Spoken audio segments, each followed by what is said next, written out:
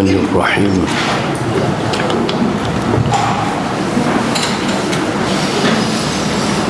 Assalamualaikum warahmatullahi wabarakatuh.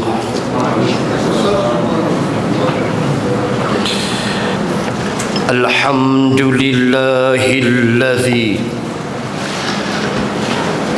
نزل الفرقان على عبده ليكون للعالمين نذيرا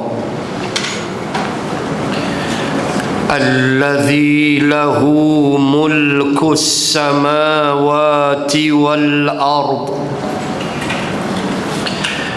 ولم يتخذ ولدا ولم يكن له شريك في الملك وخلق كل شيء فقدره تقديرا أشهد أن لا إله إلا الله وحده لا شريك له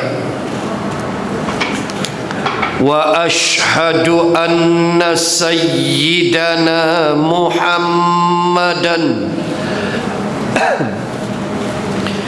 عبده ورسوله اللهم صل وسلم على رسول الله وعلى آله وصحبه أجمعين سبحانك لا علم لنا إلا ما علمتنا إنك أنت العليم الحكيم بسم الله ما شاء الله لا حول ولا قوة إلا بالله العلي العظيم أما بعد. Muslimin dan muslimat rahimakumullah, sambung muka surat 32, perenggan yang akhir sebelum perkara ketiga. Bawah tu perkara ketiga, so perenggan atas dia yang tu belum baca lagi. Pendeknya bertakwa ialah berusaha menjalankan sebab-sebab yang dijadikan Tuhan untuk mencapai musababnya, seperti beriman dan beramal soleh untuk mencapai nikmat kebahagiaan yang kekal abadi di akhirat kelak, dan berusaha menurut jalan dan peraturan yang betul untuk mencapai kejayaan di dunia. Kita masih membahaskan persoalan takwa, dan perenggan akhir pada malam ini di bawah pengajaran yang kedua adalah merupakan satu kesimpulan yang besar bahawa untuk menjadi orang-orang yang bertakwa, mestilah kita lalui jalan-jalannya. Dan disebut dalam perenggan ini dua benda. Pertama, dengan jalan beriman. Kedua, dengan jalan beramal soleh. Maka mencapailah kita akan darjat ketakwaan itu. Iman dahulu, barulah amal soleh. Dan inilah yang telah ditunjukkan oleh generasi para sahabat radhiyallahu anhum ajma'in, ketika mereka mengajar kita apakah erti takwa. Saya sering sebut, kita kadang-kadang merasa malu nak cerita tentang sahabat, kerana suasana hidup kita di dunia dengan suasana hidup para sahabat amat jauh berbeza.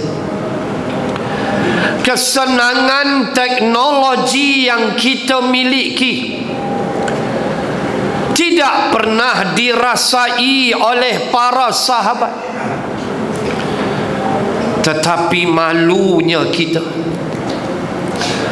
sahabat menjadi generasi yang mendidik kita apa itu takwa. Sahabat solat malam mereka kuat, sedekah mereka haibat, amal-amal soleh mereka tidak mampu tinta untuk menulisnya. Padahal mereka diredai oleh Allah. Radhiyallahu anhum wa radu an. Allah redha kepada mereka, mereka redha kepada Allah.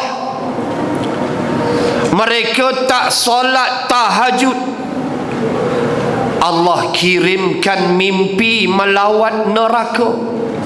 Bayang tengok, seperti yang terkena kepada Abdullah bin Umar Al-Khattab, yang peringkat awal dia tak berapa rajin tahajud, maka Allah bagi dia mimpi masuk tengok neraka. Start pagi besok tu tahajud tak tinggal sampai mati. Ini sahabat tak buat amal sunat, Allah tegur. Kita terlepas solat subuh, sedar-sedar pukul 12, tak ada mimpi apa pun. Mimpi lagi syok, nak tarik selimut lagi ada. Pukul 12 dah pun terkedarah dah lagi. Lu kira tidur. Hak tu kita. Dahsyatnya mereka, para sahabat. Mereka dua kaki, dua tangan macam kita. Cuma mereka bangsa Arab, kita Melayu. Cuma mereka Nabi depan mata mereka, kita Nabi kita kena ziarah di Madinah. Tu aja beza. Quran yang mereka baca, hak itulah kita baca. Nabi hak itulah. Allah yang satu itulah, mana ada Tuhan lain, na'udzubillah. Tetapi kerana keimanan, ketakwaan, kehaibatan mereka dalam meyakini agama Allah, itulah yang mengangkat darjat mereka. Kita semayang tapi tempelak ulama. Saya pernah sebut dan ada anak murid siarkan dalam TikTok ucapan saya, ditonton hampir 1 juta orang. Alhamdulillah, boleh pahala kat saya. Ketika saya hurai tentang satu pesta dinamakan Bon Odori yang telah berlangsung hari Sabtu lepas 16 Julai di Kompleks Sukan Shah Alam. Pesta memuja roh, pesta Buddha dan Jepun. Dalam pesta tu dia ada konsep pemujaan semangat.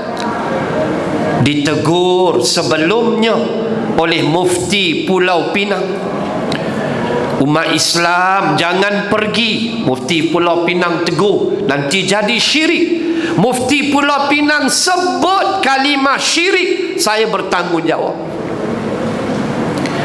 Sebelum tu ditegur oleh Datuk Idris, menteri kita, Ustaz Idris Hamad. Moga Allah menyembuhkan abangnya Ustaz Zakaria Ahmad yang sedang sakit sekarang, ketumbuhan dalam kepala. Allah, sedih. Seorang yang aktif berdakwah sekarang terlantar di rumah di Taipei. Moga Allah sembuhkan Tok Guru kita Ustaz Zakaria Ahmad, amin ya rabbal alamin. Ustaz Derih tegur, Jakim tegur. Tuan-tuan muslimat, 16 Julai lepas 35,000 orang hadir pesta Bon Odori yang dihadiri sama oleh orang Islam. Tak mau dengar cakap mufti. Pergi mampuslah dengan orang agama. Inilah kita akhir zaman. Mana kita nak kecapi takwa? Para sahabat Nabi kata hijrah, jalan tak tunggu dah. Tu takwa yang mereka ajar. Bayangkan, dalam peristiwa hijrah bakal kita sambut hari Sabtu Muharram. Adakah Rasulullah berhijrah? Ambil sikit ilmu, bukan nak ceramah hijrah. Adakah Rasulullah hijrahnya bulan Muharram? Pergerakan hijrah tu bulan Muharram? Tak. Hijrah Nabi bulan Safar dan Rabiul Awal. Tapi kenapa dinamakan, diambil bulan Muharram sebagai bulan hijrah? Sebab kata ulama, kata Al-Jauzi, adalah niat Rasulullah sallallahu alaihi wasallam untuk berhijrah. Nabi dah niat di bulan Muharram. Ini pandangan ulama. Maka disambut di bulan Muharram sebab niat Nabi nak hijrah Muharram. Lihatlah hijrah.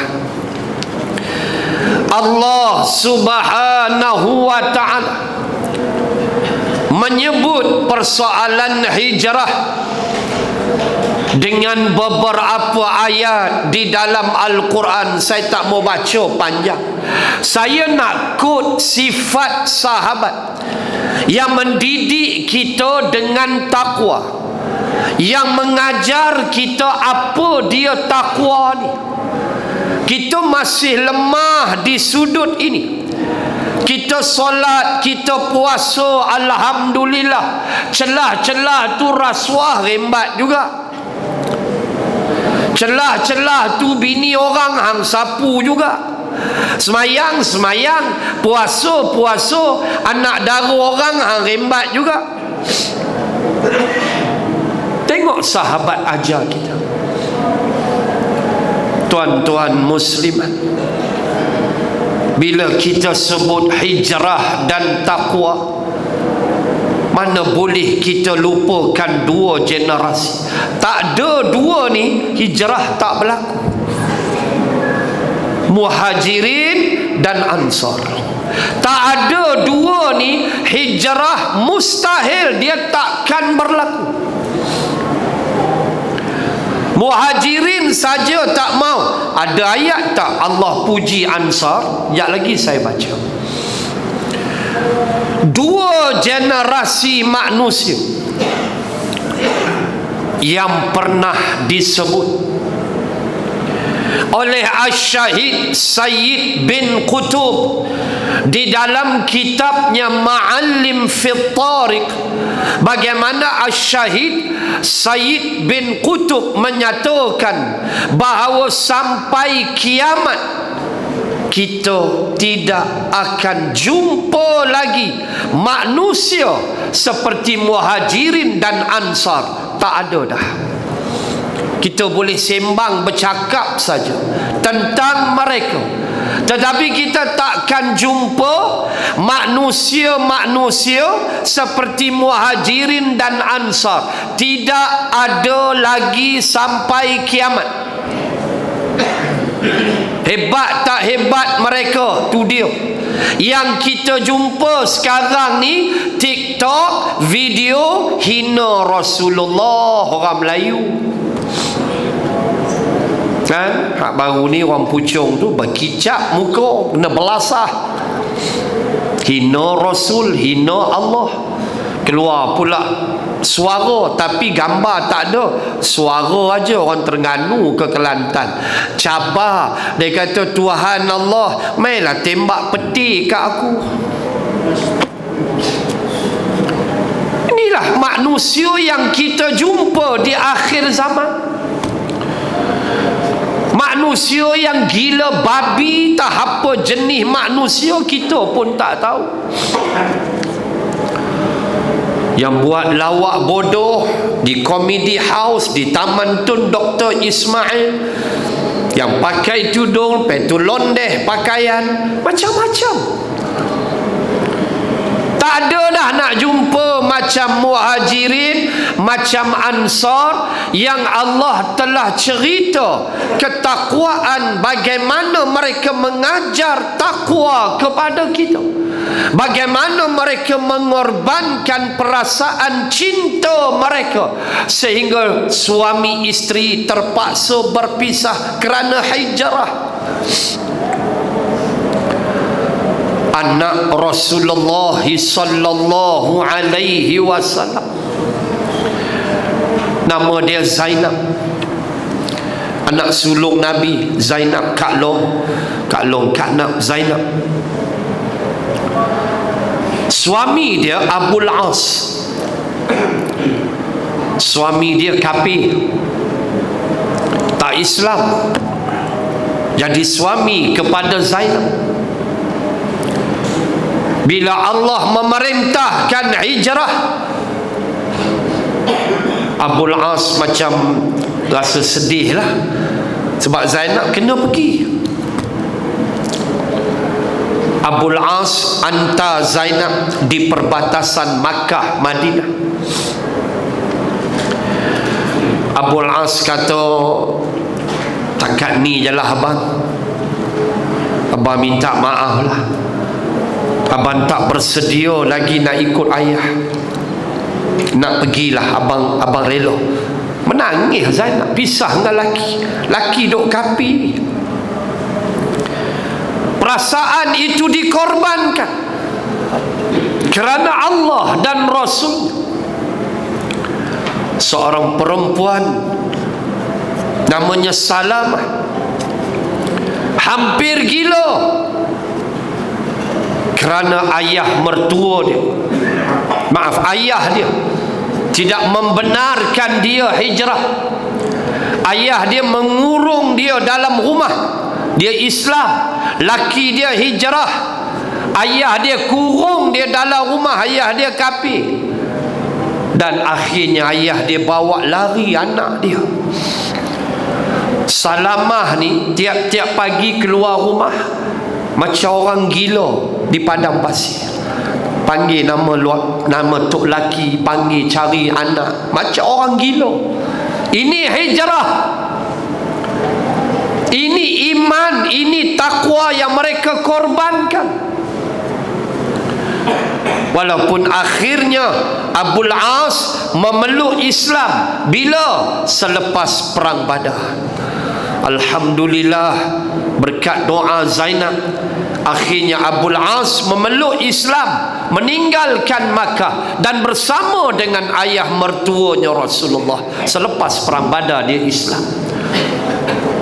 Walaupun akhirnya Salamah dapat berhijrah dan bertemu dan dapat balik anak dia, tetapi inilah siri-siri keimanan, ketakwaan yang mereka lalui dengan susah payah. Ketika Suhaib Ar-Rumi, kita baca satu ayat. Suhaib Ar-Rumi, gelaran dia Ar-Rumi. Bukan dia orang Rom, dia bukan bangsa Rom dengan silap tafsir. Dia bukan macam Salman Al-Farisi. Itu betul orang Parsi, orang Iran, Parsi. Orang yang handsome, kacak putih melepak. Orang Iran kan lawa-lawa. Ni Suhaib Ar-Rumi. Ar-Rumi itu gelaran dia, bukan Rom. Dia bukan orang Rom, dia orang Makkah. Ketika dia nak berhijrah, kita tengok satu ayat. Ini takwa. Abu Jahal tahan dia. Abu Jahal sekat dia. Sebab dia kaya, harta banyak. Abu Jahal kata ke dia, kamu nak hijrah? Kata ya. Kamu nak ikut Muhammad? Kata ya. Tuan-tuan muslimat, teringat saya tak silap saya Imam Malik. Kalau saya silap, saya mohon ampun kepada Allah. Bagaimana disebut? Kalau tak silap saya Imam Malik. Kalau saya silap, saya pohon ampun kepada Allah. Imam Malik pernah berkata, keperluan kamu kepada Rasulullah adalah lebih besar daripada keperluan oksigen untuk tubuh. Ini kata Imam Malik. Bagaimana tubuh kita perlu oksigen? Oksigen yang kita sedut masuk dalam alveoli, bag paru-paru kita, duduk di situ. Darah datang, injak buka, darah ambil oksigen, dan darah bawa oksigen ke seluruh anggota tubuh termasuk otak. Sebab itu 5 saat kalau darah oksigen tak masuk otak, 5 saat sahaja kita akan koma. Bayangkan kasihnya Allah. So darah yang bawa. Darah ni macam lori lah, dia tolong bawa vitaminnya, oksigen, darah yang bawa. So antara yang dia singgah ialah otak. So kalau oksigen tak masuk otak, 5 saat kita akan koma. Kata Imam Malik, betapa tubuh amat memerlukan oksigen untuk hidup. Sesungguhnya perlunya kamu kepada Rasulullah lebih besar daripada perlunya tubuh kepada oksigen. Bayanglah. Allahu Akbar. Bila Suhaib kata, saya akan ikut Muhammad,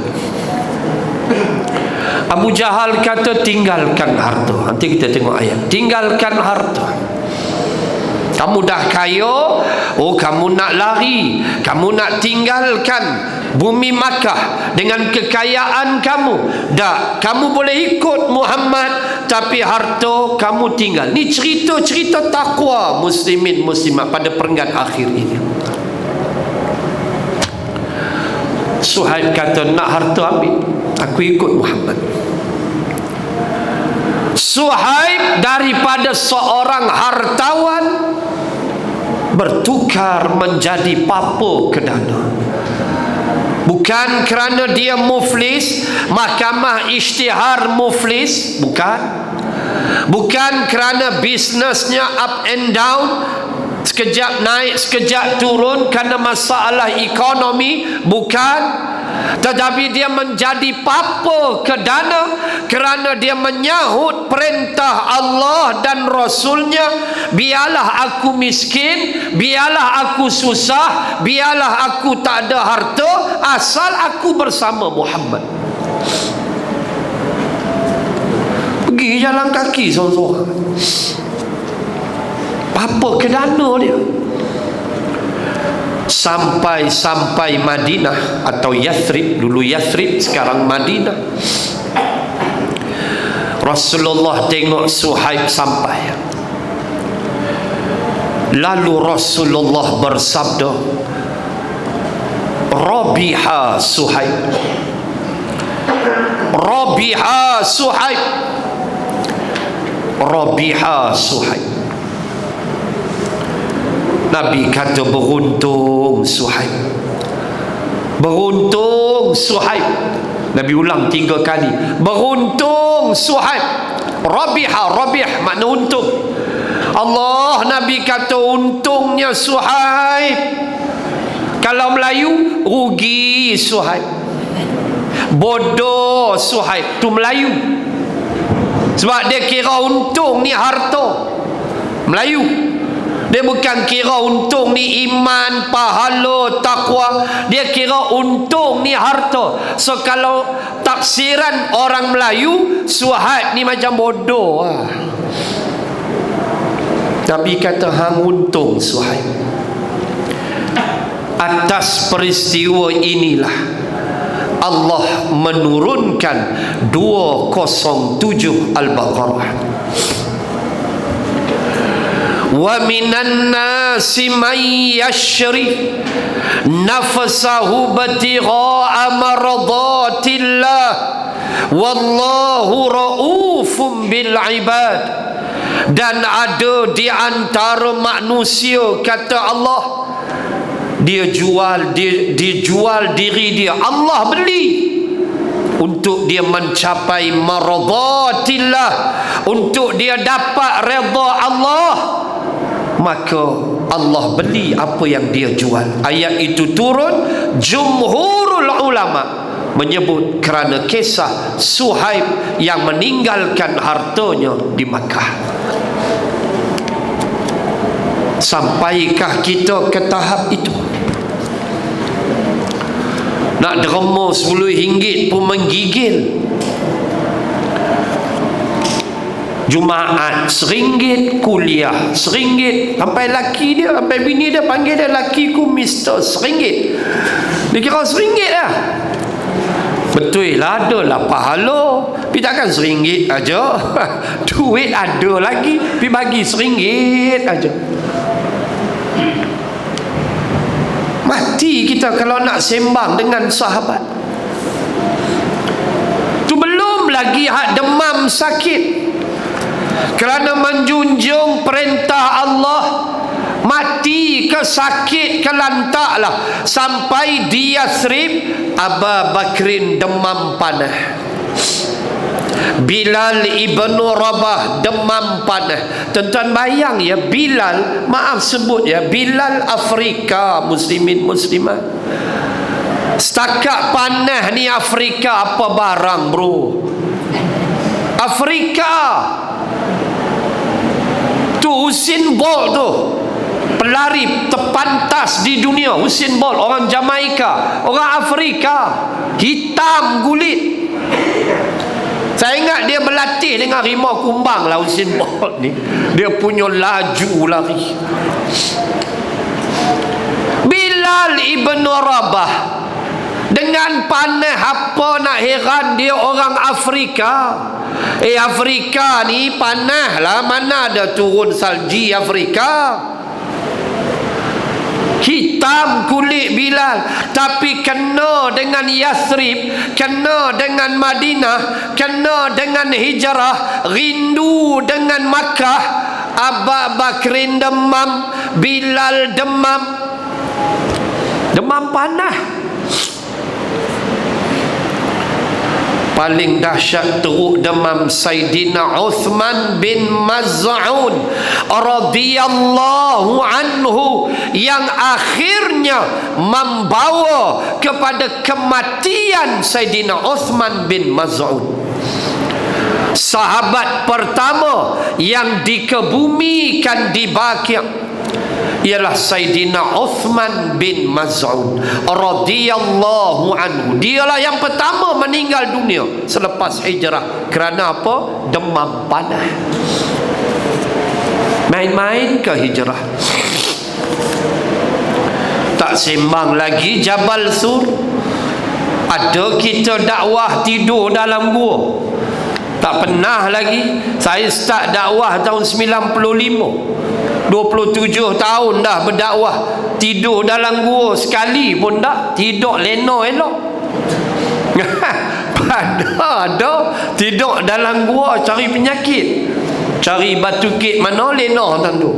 Tak sedap tak ada dah. Tuan-tuan muslimat, belum lagi sembang kegigihan, ketakwaan kerana Allah, kerana Rasul, kerana nak tengok Nabi aku selamat, kerana nak tengok Islam selamat dibawa oleh Nabi aku. Seorang perempuan yang mengandung Asma binti Aba Bakrin sanggup panjat Jabal Sur. Mana nak cari? Ini generasi takwa. Ngandung. Siapa dalam perut dia tu? Abdullah bin Zubair bin Al-Awwam. Zubair bin Al-Awwam adalah suami kepada Asma. Zubair bin Al-Awwam adalah 10 sahabat, antara 10 sahabat Nabi yang dijamin syurga. Mengandung, bawa makanan, panjat Jabal Sur. Nabi nak makan, Nabi nak ajar hijrah ni bukan sembrono, perancangan demi perancangan demi perancangan. Berapa lama nak duduk dalam Jabal Sur? Nabi rancang. Bukan sembrono 3 hari lepas tu turun. Siapa nak hantar makanan? Asma. Sebelum hijrah ni Nabi susun dah. Siapa nak hantar maklumat? Abdullah, iaitulah adik kepada Asma, Abdullah bin Aba Bakrin. Tak boleh bayang perempuan mengandung. Asma waktu tu syarat dah. Dia ikat makanan tu, dia ada tali pinggang. Dia ada tali pinggang. So dia koyak dua. Dia koyak dua tali pinggang tu. Satu dia ikat kat pinggang dia untuk jubah dia. Satu dia ikat makanan tu dalam jubah. Maka atas perbuatan tu dia digelar Dhi Nitaqain, perempuan yang empunya 2 ikatan. Itu gelaran bagi Asma. Dhi Nitaqain. Kita Dhi Nikotin, rokok. Itu Melayu jantan. Mengandung panjat Jabal Sur kerana nak tengok Nabi aku selamat, kerana nak tengok Islam selamat, kerana nak tengok ummah dapat Islam. Ngandung ke mengandunglah aku sampai. Ni takwa. Kita tengok Jabal Sur, Jabal Nur. Saya pernah panjat Gua Hira, Jabal Nur, 45 minit.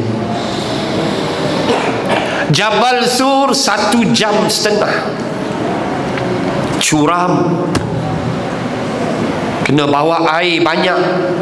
Kalau Gua Hira, Jabal Nur, ada orang jual air di atas. Kita pun terperanjat. Sampai atas tengok ada mamat Pakistan dengan peti air besar. Kita duk tengok dia ni malaikat ke orang? Dia panjat lagu mana bawa tong air ni? Besar tu, fresh tu. Tengok dia jual 100 plus, kita beli atas puncak Jabal Nur, Gua Hira. Kita tak tanya dah, kita dah ada harga. Tak tanya anta malakun, pula tanya anta malakun, hang ni malaikat ke apa ke? Dah tak tanya dah, banyak tengok pegang duit, tengok duit sokok, takkan malaikat sokok. Kan? Takkan malaikat sokok. Macam Sa'ad bin Abi Waqqas dengan sahabat yang mabuk namanya Abu Mahjan. Dalam perang Qadisiyah, Abu Mahjan dia mabuk, terdarah lagi. Nabi wafat dah, nakai itu ada lagi, tapi dia dihukum lepas tu. Abu Mahjan dia mabuk. Kata manusia, walau Nabi dah habaq dan Nabi pun dah wafat zaman Umar, perang Qadisiyah. So bila Sa'ad tengok Abu Mahjan lain macam ya, dia ikat Abu Mahjan atas bukit. So dia pesan dekat Sri Kandi, perempuan-perempuan yang hadir berperang, dia kata cukup masa waktu makan, bagi Abu Mahjan makan. Dia tak betul itu, dia dah kena ketum apa, kata Sa'ad, dia dah pening dah. Sri Kandi Muslimat kata okey. Sampai masa bawalah pisang, anggur bagi makan, tapi dia tak boleh perang sebab dia mabuk. Tiba-tiba Abu Mahjan ni dia, iyalah orang perempuan, kawan ni dia bodek kata tolong lepas aku nak perang. Dia dah hilang ketum dia. Si Abu Mahjan ni dia dah hilang ketum dia. Oi, dia kata perang ke? Dia panglima perang, tapi duk rembat arak lagi. Cedera dia di situ, tapi dia panglima. Dia sedar-sedar, alamak perang ke? Dia duk ingat duk main ketum lagi. Dia duk high lagi. Oi, dia kata perang lah. So bila muslimat tu bawa pisang, anggur, kurma, yang zam-zam pun semua bawa bagi dia makan. Dia sambil makan tu dia boleh, dia bodek kata tolonglah lepas aku nak pergi perang ni. Mana boleh, kata Panglima Sa'ad tak bagi. Hang mabuk. Hang mabuk tak boleh. Dia bodek lepas. Dia bodek lepas. Dia pergi curi pedang Sayyidina Ali. Dia curi pedang Sayyidina Ali, dia lompat atas kuda, dia balut kepala dia, nampak mata Abu Mahjan. Sahabat lain tengok, tu dia kawan hero Abu Mahjan. Turun dia lipat, dia bagi tu tak ada ayat. Sampai sahabat kata, oi malaikat turun dah. Sayyidina Ali jawab, malaikat apa? Tu pedang aku, takkan malaikat curi pedang aku. Sayyidina Ali kata, malaikat apa? Tu pedang aku, takkan malaikat kebas pedang aku. Oh, tu cerita saya bawa sama macam Mamat atas bukit tu lah, atas Jabal Nur tu. Takkan malaikat di Sokok Bangla. Ayat siap jual. Akhirnya Abu Mahjan dihukum oleh Sa'ad dengan disebat, peminum arak disebat. Dia dihukum sebat, tapi dia panglima. Pada zaman Nabi dah wafat pun berlaku yang kata nafsu manusia tewas kadang-kadang. Cuma minta ampun, jangan buat dah. Dan Sa'ad menghukum Abu Mahjan dengan disebat 80 sebatan. Tapi dia panglima. Ini nak bayang Jabal Sur, Allah, saya tak terbayang tingginya seorang muslimat yang mengandung Asma binti Abu Bakrin, satu ayah lain ibu, dengan Aisyah. Panjat Jabal Sur, hantar makanan, turun selama mana? 3 hari. tak seimbang takwa. Bayangkan Ansar, kita baca ayat Ansar. Bayangkan golongan Ansar yang tidak pernah bertemu dengan Muhajirin. Tengah perjalanan tu semua kita tahu, kalau kita biasa menunaikan umrah, kalau kita naik bah daripada Makkah menuju Madinah, sekarang dah ada kereta api. Saya tak tahulah, saya baru nak pergi bulan depan, insya-Allah 7 September balik 18, insya-Allah saya pergi umrah bawa jemaah saya. Dah 5 tahun saya tak pergi, 2017 lah saya pergi. Saya pun tak tahu kereta api tu macam mana, tapi dia berkata ada dah kereta api tu. Kalau dulu kita naik bah, bila kita naik bas, sama ada kita tamattu' haji Makkah atau kita ifrad Makkah, kemudian bila dah habis baru kita pergi Madinah, kan kita selalu berhenti di RNR kan. Daripada Makkah kita naik bas, berhenti di tempat bas parking tu banyak kan, kita berhenti makan. On the way kita nak pergi Madinah. Kalau daripada Madinah ke Makkah, balik sana lah. Kalau kita daripada Makkah ke Madinah, belah kiri lah. Itu dia panggil apa? Lembah Kudaid, Wadi Kudaid. Di situlah baginda Rasul sallallahu alaihi wasallam dengan Abu Bakrin, dengan seorang kafir penunjuk jalan, berhenti di sebuah khemah milik seorang badui namanya Ummu Ma'bad. Ummu Ma'bad ni seorang badui, duk khemah lah badui. Mereka tak gaduh cukai pintu, tak gaduh, mereka tak gaduh dengan majlis bandaran apa. Agak-agak nak belah bungkus khemah, belah badui sampai lah dah. Kalau di Arafah banyak badui. Apa jadi muslimin dan muslim? Bila Rasulullah sampai di khemah tu, kenapa saya mengambil kisah Ummu Ma'bad ini? Sebab ada benda besar dalam sirah Rasul. Bila Nabi singgah, Nabi kata, makcik, ada tak benda yang boleh kami beli, kami nak minum, makan? Ummu Ma'bad dia tengok Nabi atas bawah. Kemudian dia kata ke Nabi tu, kamu tengok kambing. Dia tunjuk kambing dia 3-4 ekor. Lembek lah kambing tu pun, musim panas. Nabi kata, makcik izinkan saya pegang kambing.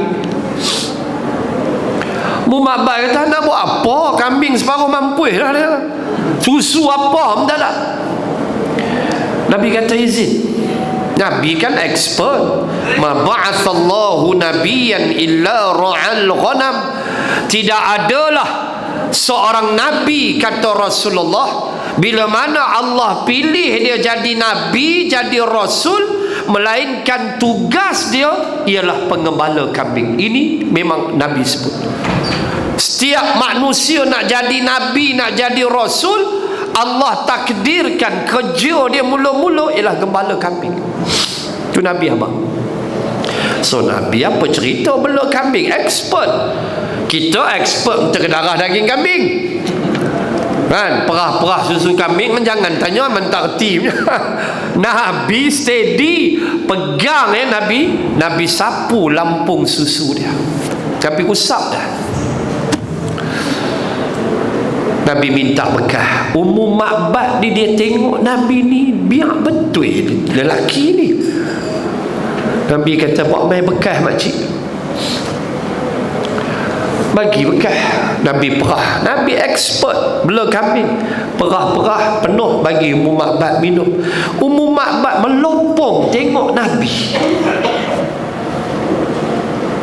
Kenapa saya bawa poin ini? Sebab di antara manusia yang menceritakan tentang fizikal Rasulullah ialah Ummu Ma'bad.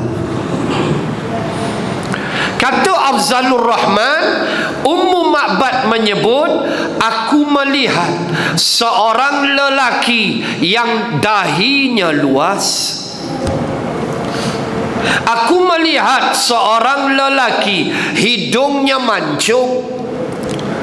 Aku melihat seorang lelaki yang bulu keningnya tebal dan hampir bertemu di tengah-tengah. Bayang Rasulullah, bulu kening Nabi tebal dan di tengah-tengah hampir bertemu. Ui, lawa mana Nabi. Melayu kata cemburu tu. Tu hadis Melayu. Hadis Melayu kalau nak bertemu bulu kening, dia kata kuat cemburu kepala otak dia. Hadis mana dia ambil? Aku melihat seorang lelaki yang giginya jarang-jarang. Gigi Nabi jarang-jarang. Aku melihat seorang lelaki yang saso, bulu-bulu halus di tangannya. Seorang lelaki yang bila bercakap seolah-olah cahaya keluar dari mulutnya. Allahu Akbar. Rasulullah. Ummu Ma'bad bila dia cerita, sambil dia tengok, lepas tu dia minum. Lepas tu Nabi perah bagi Abu Bakr, Nabi minum last sekali, dan Nabi meninggalkan khemah. Ummu Ma'bad melopong ni sampai Nabi hilang. Sebab kambing tu daripada lembek dah breakdown dah, 3 ekor kambing tu dah kira breakdown lah, menari terus, sihat elok. Tiba-tiba kembali suami dia. Cuma saya tidak pasti tapak khemah tu di mana, tempat kita berhenti makan minum. Di tengah padang pasir itulah, adalah somewhere around. Laki dia tengok kambing melompat-lompat air, dia kata biar betul. Laki pergi beli rokok, bawa balik. Tengok air, ada susu. Siapa bagi ni? Ummu Ma'bad ni dia punya cerita kira macam orang nampak, macam orang first time nampak hantu lah kot. Tak putih-putih mulut bercerita. Abang, tadi bang seorang lelaki cantik bang, handsome bang, apa semua dia cerita. Yang lelaki dia kata sah-sah, cerita satu-satu. Betul bang, tak dan nak berhenti cakap lagi. Laki dia kata, rupanya laki dia walaupun isap okok, tapi dan duk dengar RTM Kedah tu dia dengar juga. Tahan, radio tu dia dengar. Dia kata tu Rasulullah. Laki dia kata itulah Rasul. Lah mana dia? Hilang dah bang. Tuan muslimat,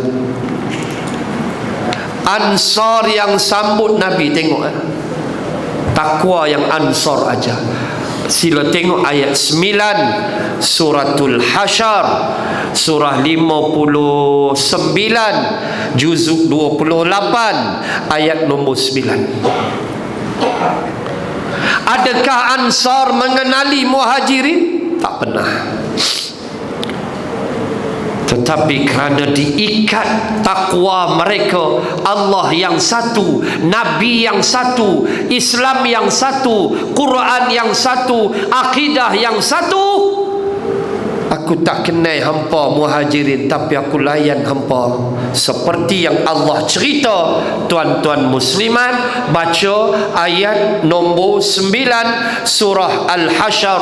Walladzina tabawwa'ud dara wal imana min qablihim yuhibbuna man hajara ilaihim wa la yajiduna fi sudurihim hajatan mimma utu wa yu'thiruna ala anfusihim walau kana bihim khasasah wa man yuqa syuhha nafsihi fa ulaika humul muflihun.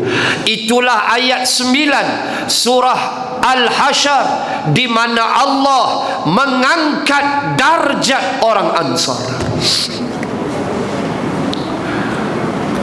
Allah kata, dan mereka yang terlebih dahulu mendiami negeri yang beriman itu. Maksudnya negeri beriman tu maksud dia Madinah. Mereka yang lebih dulu maksud dia Ansar. Ansar menunggu Muhajirin datang. Apa sifat mereka? Pertama, yuhibbuna man hajara ilaihim. Mereka itu cinta, kasih, sayang kepada saudara mereka yang berhijrah kepada mereka. Wala yajiduna fi sudurihim hajatan mimma utu. Mereka tak kisah diri mereka, tapi mereka lebihkan Muhajirin daripada kehendak mereka. Bayangkan ketika Nabi saudarakan mereka. Abdurrahman bin Auf Muhajirin, Nabi persaudarakan dengan Sa'id bin Rabi' Ansar. Sa'id bin Rabi' adalah 10 sahabat, termasuk 10 sahabat yang dijamin syurga. Termasuklah Abdurrahman bin Auf juga dijamin syurga, 10 sahabat. Sa'id bin Rabi' Ansar, Abdurrahman bin Auf Muhajirin. Bila Nabi persaudarakan, tengok ayat 9 Al-Hasyr. Orang Ansar hidup fikir Muhajirin dia tak fikir diri dia dah. Sehingga Sa'id bin Rabi' dia ada 3 isteri. Sa'id bin Rabi' kata dekat Abdurrahman, dia kata, Man, begitulah kot, Man, saya ceraikan isteri saya nombor 3, habis iddah, Man ambil kahwin jadi isteri. Mana ada dalam ukhuwah Islam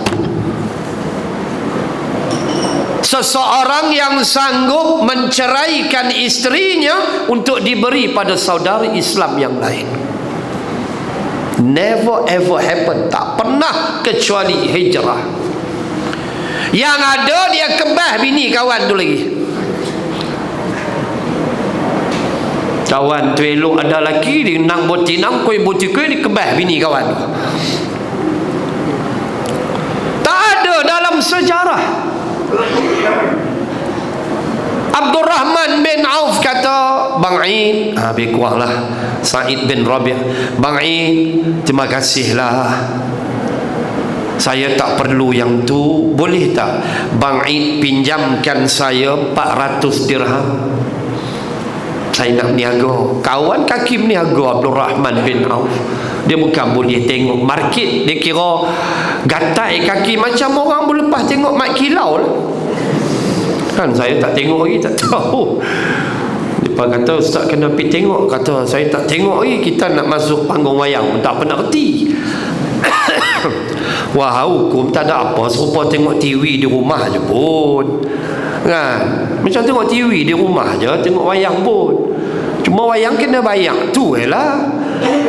Tak boleh serokok, rumah boleh serokok. Itu beza pun. Han tengok filem tak betul berdosa, dapatlah dosa. Kalau tengok TV pun, jagalah semayang, tu aja, tak ada masalah. Janganlah tengok sampai tinggal semayang. Ada anak murid, dia kata, Ustaz kena pergi tengok. Saya kata, saya tak tengok lagi. Ada yang nak tengok 2 kali. Saya jumpa 2 kali dia tengok, whole family, satu keluarga. Kami 2 kali dah Ustaz. Mak Datuk biar betul, biar aku tengok. Tak jadi mak kilau pun ha? Jadi mak kalau yang aku tengok saja belawak lah. Nak murid dia kata, Ustaz kena pergi tengok. Dia kata, lepas kita tengok, kita naik semangat. Saya kata, semangat apa? Dia kata, kita jadi semangat nak solat sunat pula dah. Saya kata, hai, selama hari ni tak solat sunat kah?